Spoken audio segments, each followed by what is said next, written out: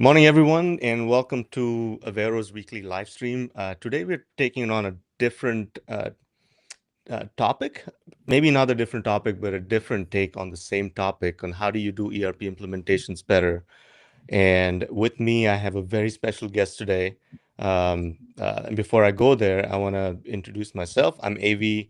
I'm the founder and CEO at Avero Advisors. We are an independent third-party consulting firm that specializes in taking local governments out of the dark ages, taking them to a modern ERP system as an independent third party. So what that means is we're always in your corner. We're always looking out for your best interests, and we'll help you choose the best product and implement it because there's a lot of choice and lots of noise in the market. And is my camera is a little odd. Am I a little? You look good to me. All right, that's all that matters. All right. So with that, I'm gonna introduce Isaac real quickly. Isaac is a newer member of the team. He's an associate consultant, and the reason Isaac's on the live stream is because he shares a common passion and aspiration to become a pilot. And if you don't know, I have been going through flight training, and I can take off and land a plane, but FAA won't let me do that by myself just yet. So Isaac, why don't you introduce yourself and let's go for it. Yeah, for sure. And we still got to get together and fly sometime. I, That'll be good. Yeah. So appreciate the introduction, Av. As you said, I'm a newer member here, but I'm a graduate of the University of Tennessee. Studied finance and leadership there. And then I have a little bit of background in actual financial work and then insurance as well. As far as aviation is concerned, I do have a little bit of experience there, sitting at about 250 hours of flight time right now.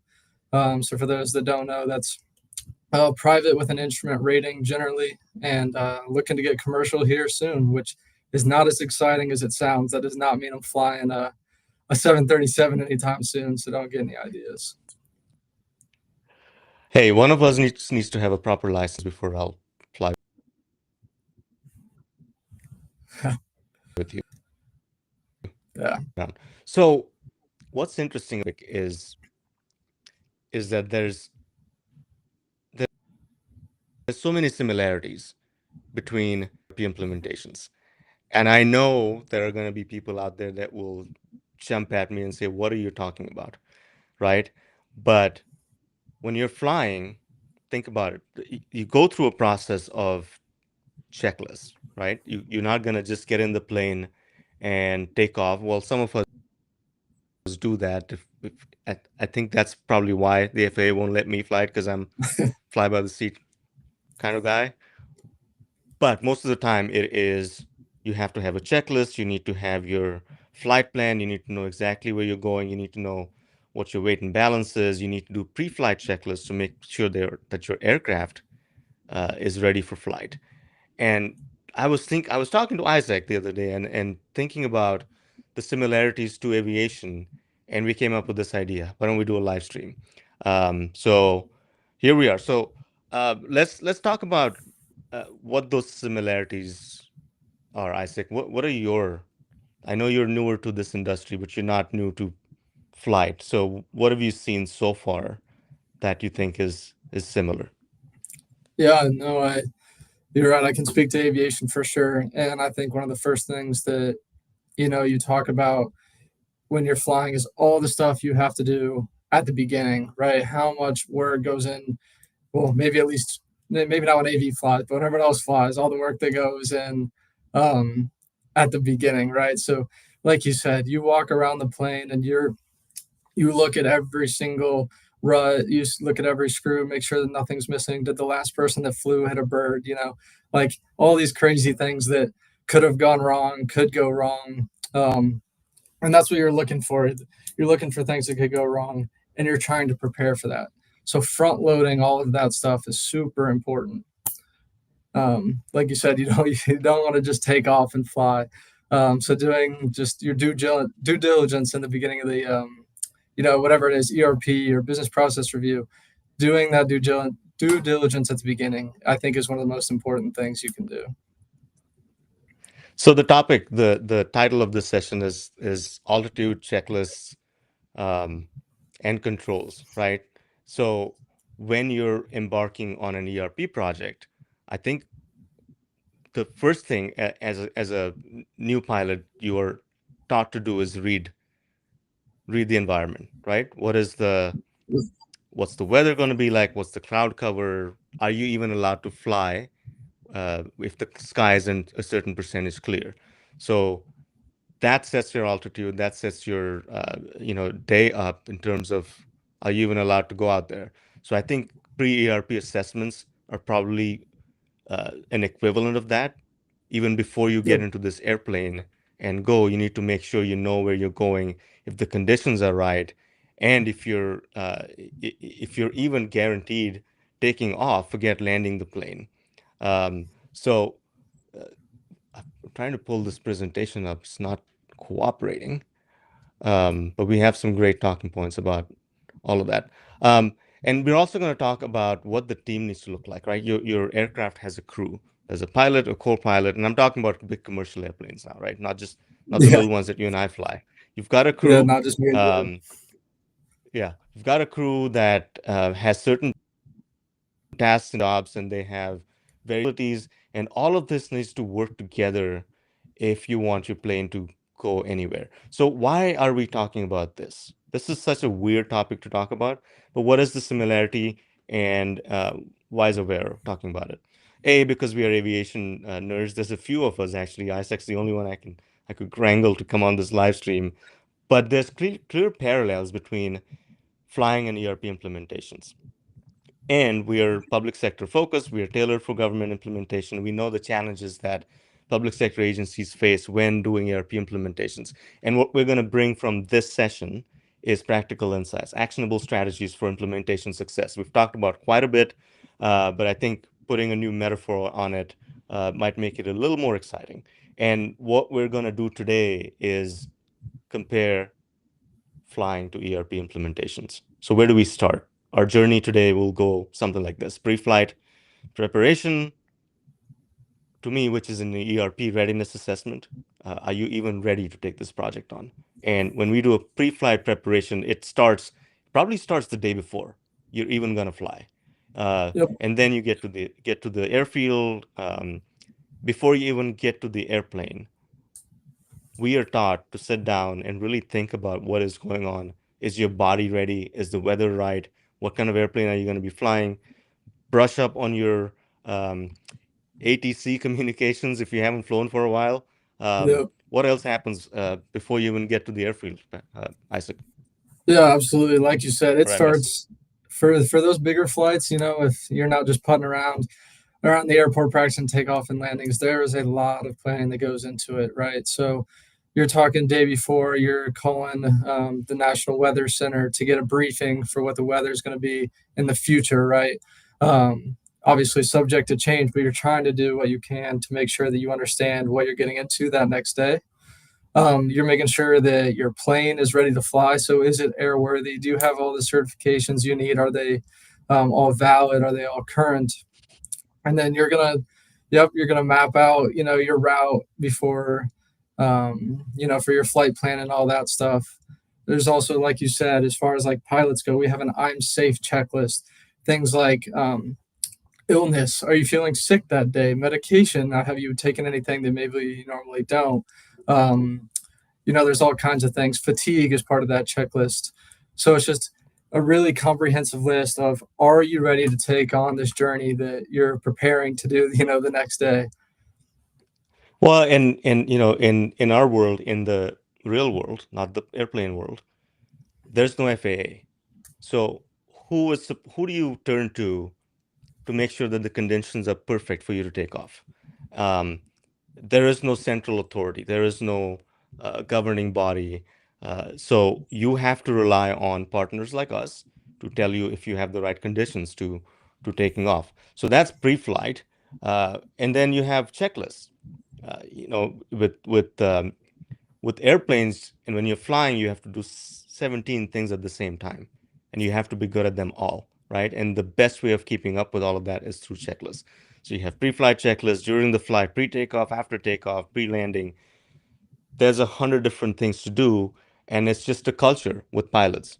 um, that you have to be sure that you're checking off, and newer planes have them on the screens, right? You just go press buttons and the checklist pops up and you check them off. Um, and then the next thing is the crew. Uh, I think in terms of ERP implementations, your governance team, your project sponsorship, that's your crew. The flight attendants are the end users and maybe the functional experts that are actually going to be working with your end users, making sure that they have what they need and that they're following the plan. Uh, Again, very, very important, right? You and I are flying in the cockpit, but we have to make sure that our passengers are also following the plan. They're turning their phones off, seatbelts in, that they know what happens if there is a disaster. So the crew is extremely important, obviously, in an airplane, but also in an ERP implementation where you have your governance team, you have your project sponsors, you have your functional teams, you have your subject matter experts, you have PMO, you have external consultants, everyone playing a specific role, taking a project to success. It can't happen just because the pilot says, I know how to fly, screw everything else, we're going to go. And then the last thing is Right. landing safely. Implementation success factors, right? You have to make sure you have the right conditions, that you've defined what implementation go live looks like, and that you can land this plane safely.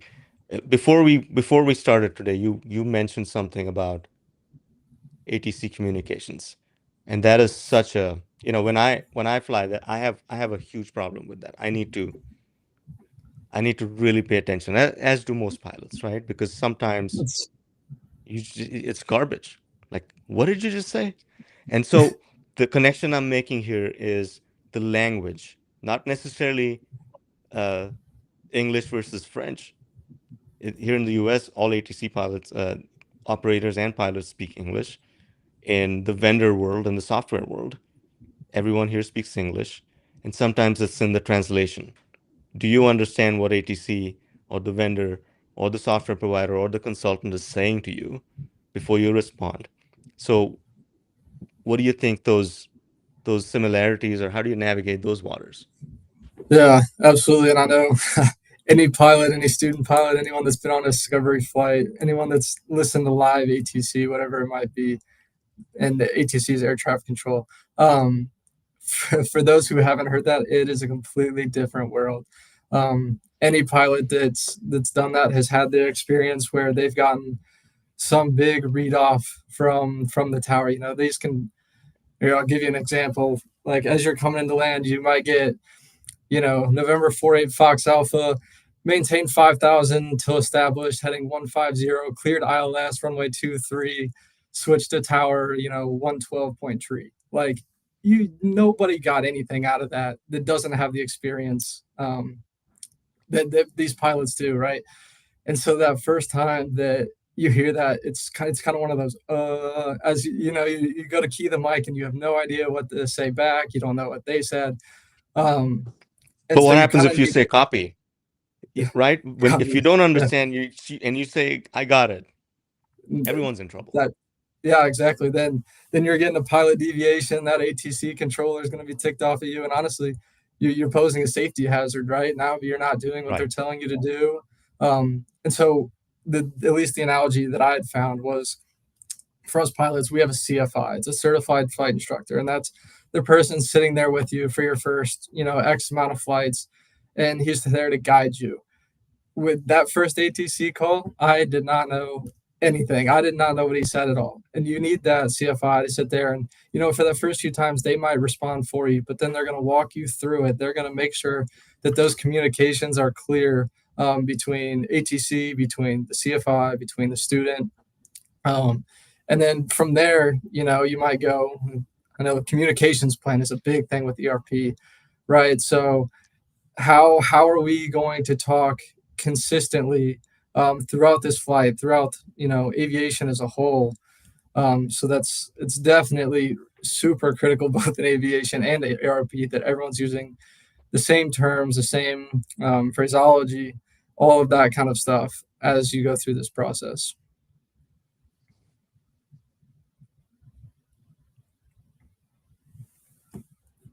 Right. So in the ERP, that means you deeply understand what in the real world, like ATC controllers. But in the ERP implementation world, it can have the same disorienting um, feeling if you haven't done this before. If you've done it 20 years ago and the world has changed, and you're now sitting in a room with a software consultant asking you questions about your world using words that you don't understand, and you have to make sure you're asking those follow-up questions. The good thing about an ERP implementation, either in discovery phase, configuration, or implementation phase, is that you don't have, you at least don't have danger to life. It's not a safety hazard. Um, but you have the opportunity to really ask questions. You have the opportunity to understand what's being asked of you, the words being used, and it's okay to do that. You don't have to feel like you don't belong in the room, or that that you're going to sound not smart if you ask questions. It's critically important, like Isaac said, to have an understanding of what's being said, what's being asked for, so that you can either say yes or no, agree to these process changes or those configurations uh, before you uh, uh, before you put the whole organization at risk because you didn't understand the question or the communication. So I'll keep working on my ATC comms. There's several apps I think that you can download to just practice. Yep. But in terms of ERP implementations, it's a little easier, but it's the same concept. Make sure you understand what's being talked about. Let's talk about the pre-flight, which I think is ERP readiness, right? In terms of where you're going. You want to go somewhere. You want to go to a different city. You want to go to the beach. Uh, the first thing the pilot's going to do is chart the course. You're going to read the weather. You're going to make sure that you're not going to run into anything that is going to cause trouble to your flight. Pre-flight planning is what I would liken to pre ERP assessment, right? Now that we've determined that you're ready, your checklists look good, your people are ready, where do you want to go, and how do you know you've got there? In FAA, in flight terms, there's different terminologies, but it's the same concept. You're going to look at a map, you're going to chart your path, you're going to know how fast you're going to go, how high you're going to go, and how much weight you can carry, how much fuel you're going to need. So I think route planning is just like project planning, timelines, phases, milestones, who's going to do what. Your fuel planning is more like budgets and contingencies. Like, do you have enough fuel to get to where you're going? Do you have the Yep. right budget? Do you have the right kind of contingencies planned? And then weight and balance really is staff capacity, leadership focus. Do you have the right governance team? Is everybody in the right place? Uh, is the right person in the right seat, to use an EOS term? And then you go back to your pre-flight assessment. You're going to go back to your checklist and see, did we do everything that we were supposed to do to make this a successful mission? Let's take a question. Millen asks, how do you help all of the stakeholders get on the same page as far as terminology goes? I mean, there's several ways of doing it. We've done things like glossaries, right? You can have written glossaries of commonly used terms, FAQs. We always point new clients to our video bank, our YouTube channel, which if you haven't subscribed, please go ahead and do so. Lots of great content and material out there that will give you a great understanding of what you're getting into, what you're about to undertake for your organization. So, and a lot of this is also up to the stakeholders. If they are going down this path of an ERP implementation, they have to educate themselves too. But as consultants, we're always there, and we can give you a lot of resources. Um, what about aviation, Isaac? How do people get on the same page? Yeah, I know we're trying to draw similarities here, but I think you kind of touched on a good point earlier that, the FAA is this governing body, right? They literally teach you how to respond to these ATC calls so that it's efficient, right? Like Yeah. you might have heard me say tree instead of three earlier. Like there are little things like that they specifically tell you, how to say these things, the order in which you say them back. Um, but like you said, AV, we don't have that here, right? Each project is different. Each client calls certain things by a different name, And so it's just getting aligned at the beginning of each project with your client, making sure that we set that, we kind of we organize that at the beginning, right? You don't want to be miscommunicating with ATC mid-flight. So why would you do it with ERP when you can Yeah. do that stuff at the beginning, right? Yeah. Right. No, good point. And by the way, I've been trying to present this just like a visual um, companion to this presentation. I'm going to put it in the chat box. Go ahead and check it out. It'll help you with some graphics and talking points we have here. Um, let's talk about checklists. I'm not a huge fan in real life of checklists. Checklists are a huge part of aviation because there are very specific, finite things you need to do to make sure you're not putting anyone in danger, right? Uh, and when you equate that to an ERP implementation, there's a few things that come to mind. And verify, don't assume is the first thing, right? You have to, as a pilot, even without checklists, after doing checklists, pages, as a pilot, you're taught to always scan the horizon. Other planes, birds, clouds, if you're not supposed to be flying through them. So checklist is just one part. What is it that makes, according to you, what do you think makes checklists useful? Because I think you need a lot more than checklists. Checklists can't cover everything. So what is the place of checklists in an ERP implementation or in aviation? Yeah, I agree. I think it's a rough. I think it's important to kind of differentiate checklists and templates. Maybe that might Mm-hmm. help because while you might take a airline pilot that has 5,000 hours, they have done the same thing over and over and over, and they still use checklists, right? Because no matter how many times you've done it, something can slip through if you don't really pay attention. And so I like that part as far as checklists go. Um, if you can get them all encompassing, if you can make sure that they include anything, yes, they're great to make sure that you hit your bases and don't let anything slip through the cracks. But I Mm-hmm. agree that as far as templates go, no project is the same. And so if you're trying to use a template, if you're trying to force something on a client's project, it's not going to work, right? And so that's where you have to be kind of careful. Yes, do your due diligence, have your checklist, make sure that you're doing all of the little details, no matter how familiar you are, but don't let it be a template.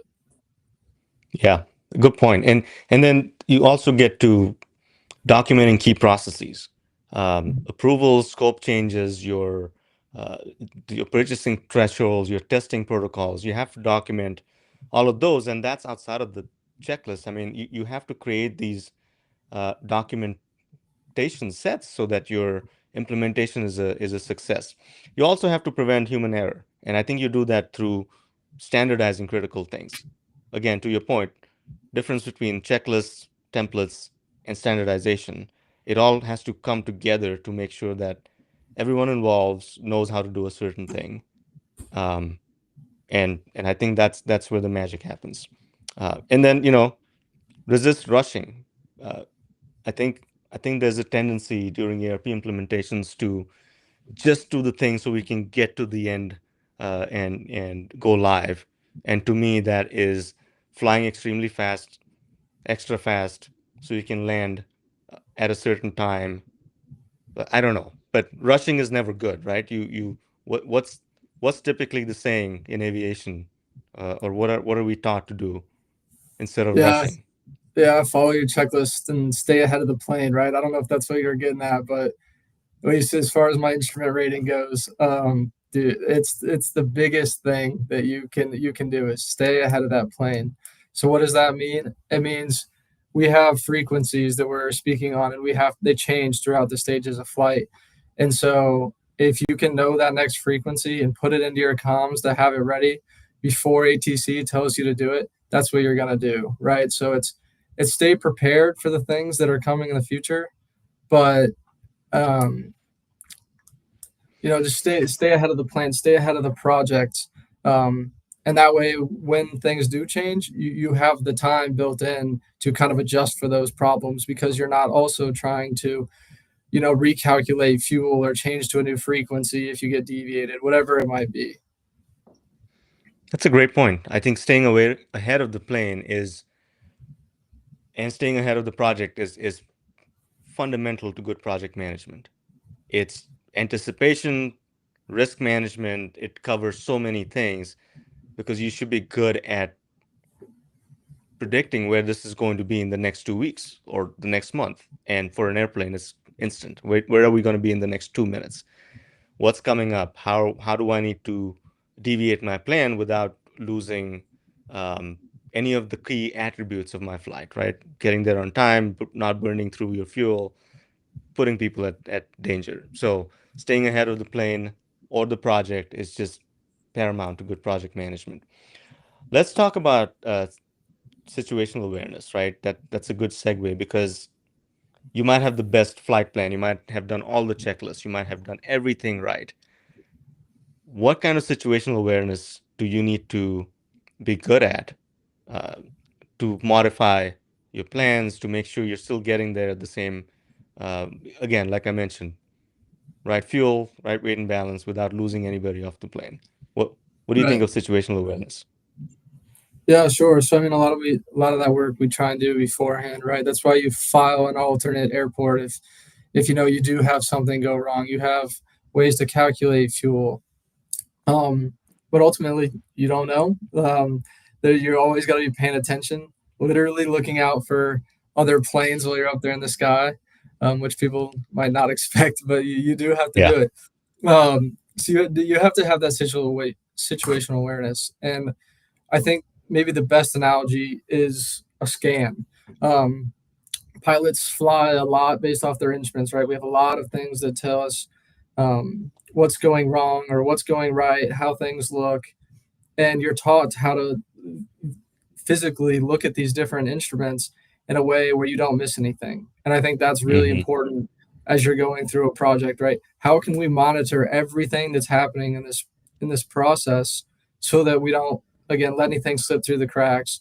Our maybe our fuel is dropping low. We want to make sure that our budget's not getting neglected. So how do we scan the environment and really keep track of everything that takes place in these really potentially long processes?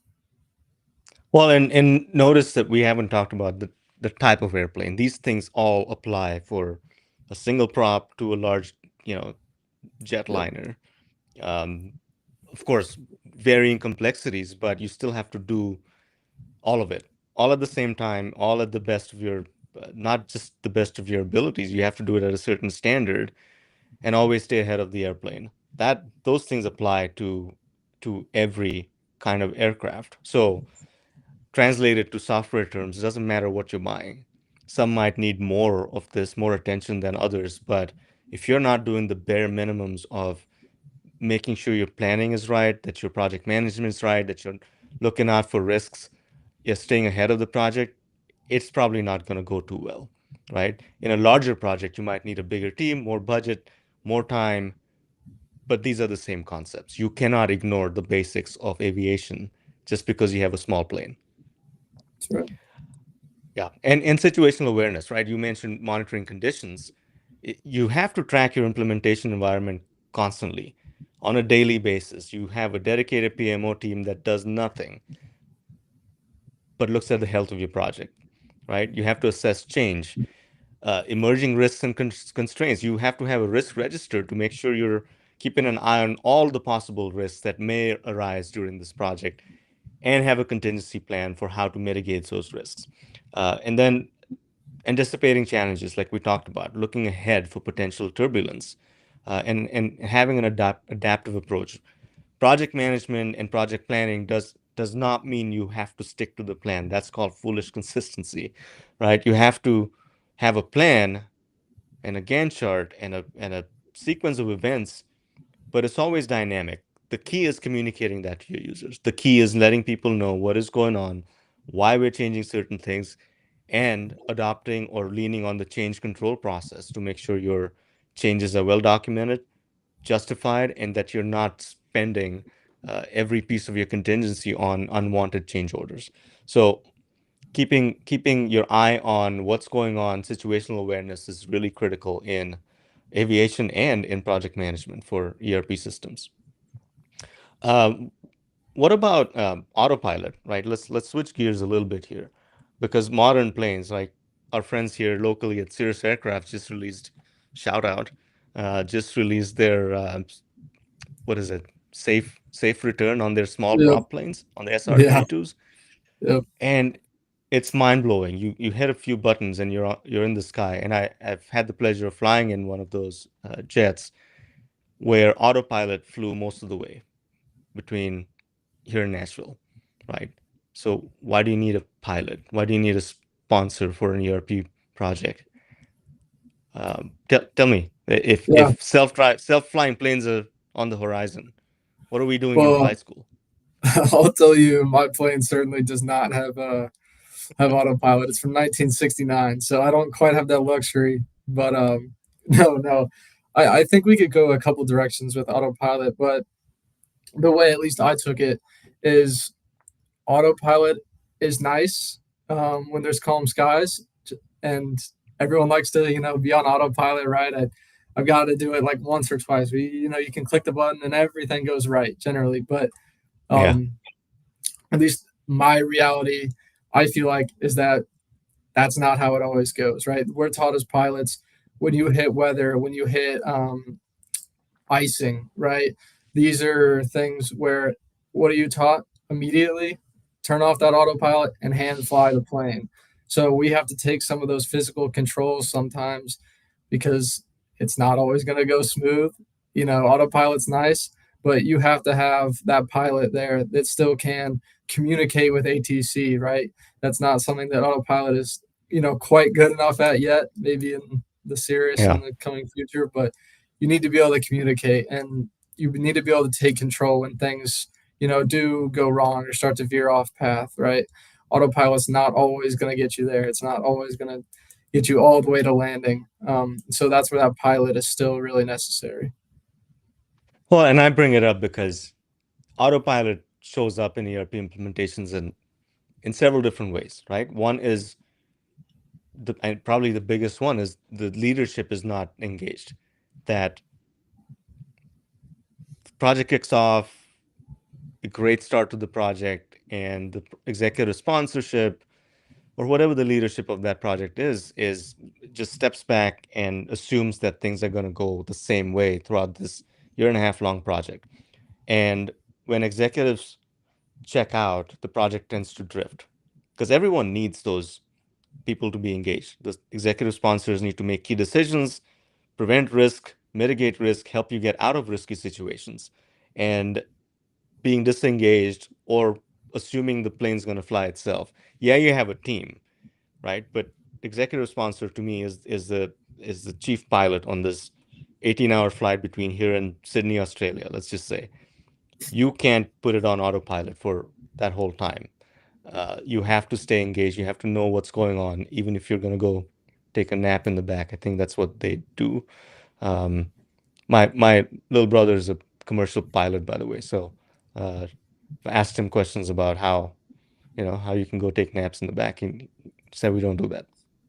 Um, the other piece of autopilot is also vendor drift, right? The vendors can lose focus. Again, it's nobody's fault. If no one's watching the project at all times, no one's keeping track of whether or not both parties are getting what they want out of this engagement, there can be vendor drift where that it happens to the best of us. You're trying to maximize your margins and profits, get the project done, get it live, go on to the next implementation, and you can tend to lose track of customer service, what the client wants, what we signed up for, and just check boxes. So that's the other side of autopilot that can be really detrimental to the project. So having active controls with active hands-on leadership throughout the implementation journey is really important. Now, that's when I say that, I don't mean that the sponsor needs to be in every project meeting, every configuration session, but they need to have the right structure in place so that they can play the executive sponsor role. And we've talked quite a bit about what that means and what it doesn't. It's different from program management. Executive sponsorship is something that you are more of the, like I said, the pilot. You're making sure you have the budget, that the political climate remains in your favor, and that the outcome is going to really enhance the organization's operations. Let me see if we have any questions. All right, Mason, you see any similarities between a clear flight plan and pulling together an implementation roadmap? You want to take that, Isaac? Yeah, sure. Same thing. Yeah. Yeah, we talked about flight plans a lot. Um, Pilots, we don't take off typically without a flight plan, right? Even if you're flying just for fun, generally you've done something beforehand, and either way you have a plan that you've talked with your co-pilot about or you've told ATC about. um, ERP projects should not take off without a plan either, right?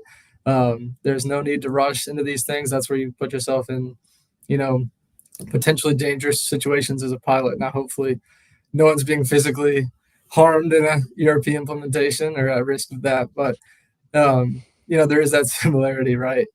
um, Yeah. and then yeah, what, deviation without like coordination, that's where we get into delays as pilots, um, and confusion, and like I said, ultimately risk. um, a project plan that sets out scope, it sets out um, milestones. So that's our route, that's our checkpoints, and then ultimately our the goals of the project are our destination as pilots.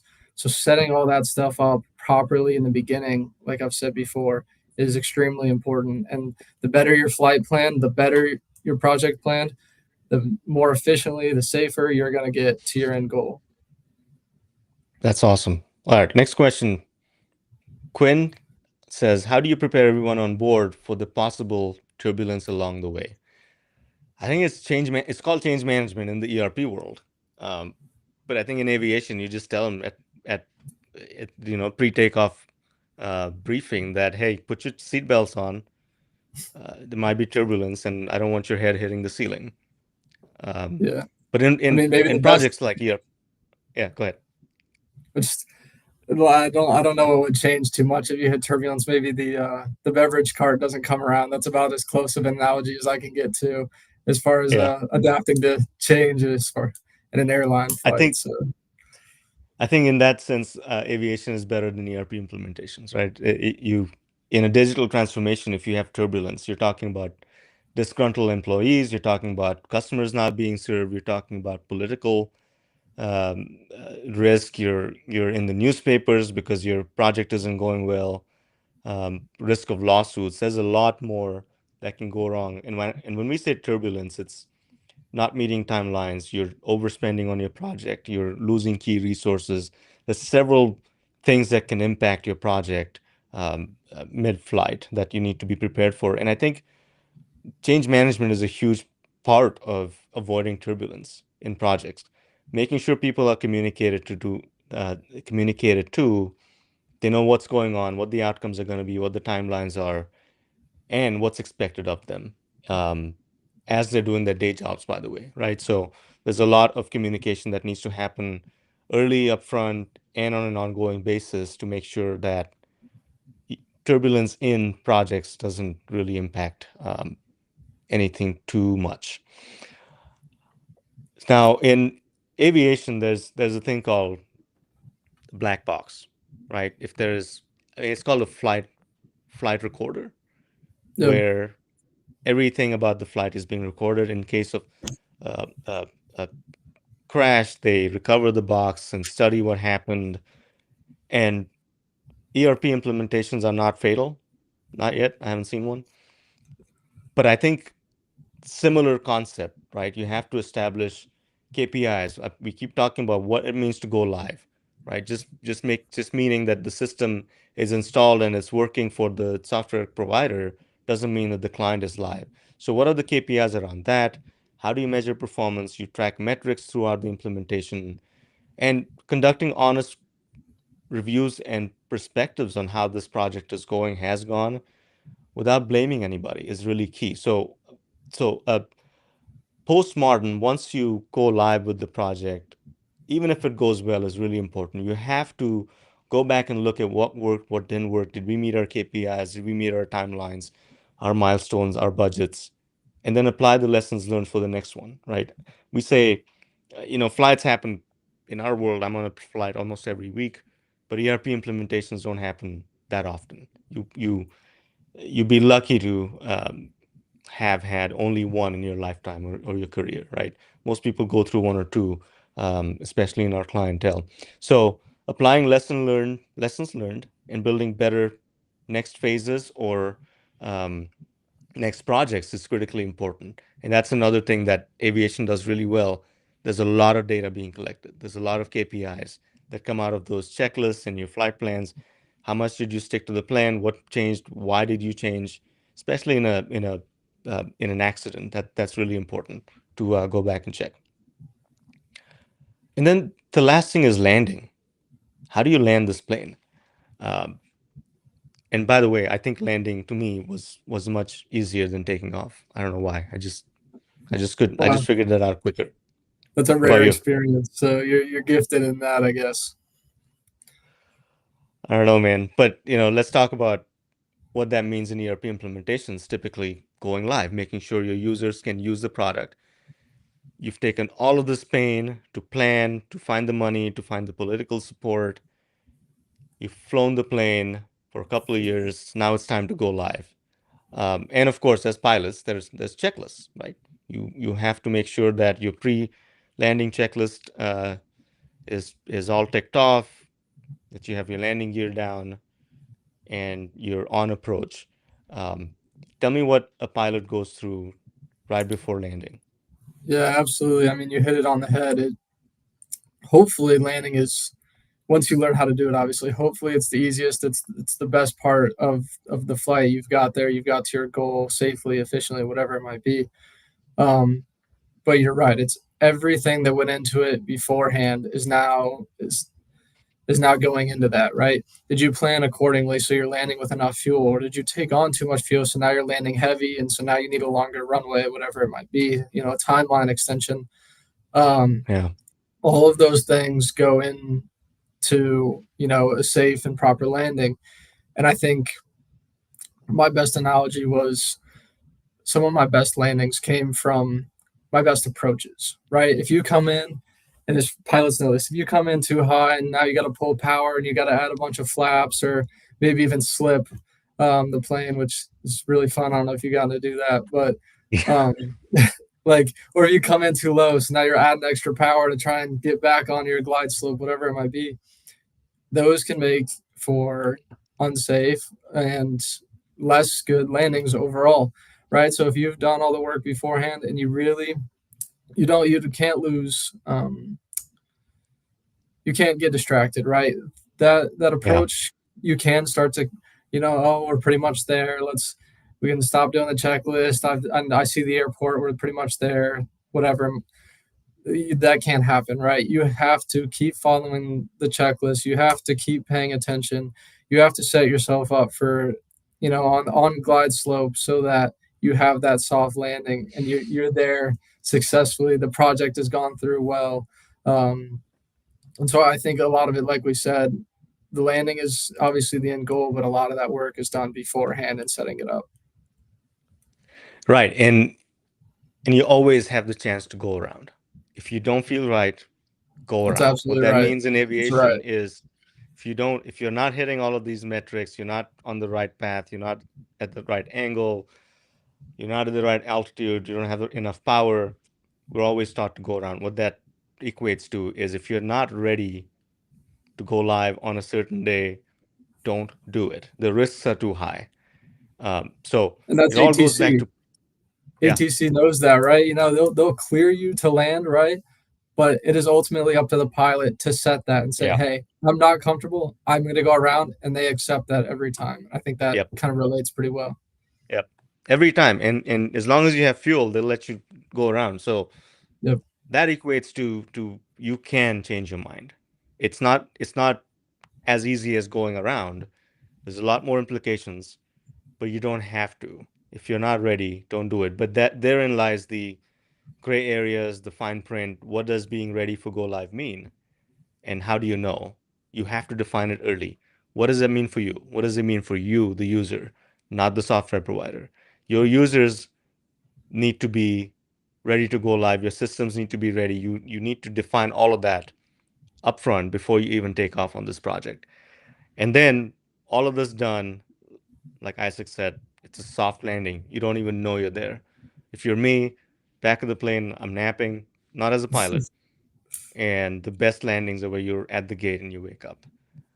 And by the way, during flights, if you're a pilot, if you're a passenger, not a pilot, cocktails are really important in the back cabin. During an ERP implementation, cocktails are really important too. And if you come see us at GFOA, we'll be in Washington D.C. Later this month, and one of our cool giveaways at our booth are anti-hangover pills. Because if you're going through an implementation of an ERP system, you're gonna need cocktails. You're gonna need anti-hangover pills. Um, but we're gonna wrap on that note. And by the way, before you all go, I want to give you a couple of freebies. One is our ERP transformation survival kit. The QR code's on the screen right now. Scan it. It'll take you to a document that has all of the things we just talked about, minus the aviation metaphors. And it is very useful. If you're thinking about an ERP transformation, if you're going through one right now, please download this so you have all of the kit items available to you. It's got all kinds of checklists, all kinds of information on how to do this well. And if you think we've missed something, give me a shout. I'm on LinkedIn. You can find us on YouTube. If you haven't subscribed, go ahead and subscribe. Um, but Isaac, this has been a fascinating conversation today, and I wish you the best in your aviation and consulting journey. And I think we will be back with you at some point talking about something else. But thank you all for joining us. And we are live every week on Wednesday. If it's not me, it's someone else from the team. And our live streams turn into our video playlist on our YouTube channel. And we have a couple of podcasts. We have great blogs on our website. All of this is available for free. And even if you're not a client of ours, go check it out. Parting thoughts, Isaac? This, yeah, this was a lot of fun. I like the analogy, so we'll have to do this again sometime for sure.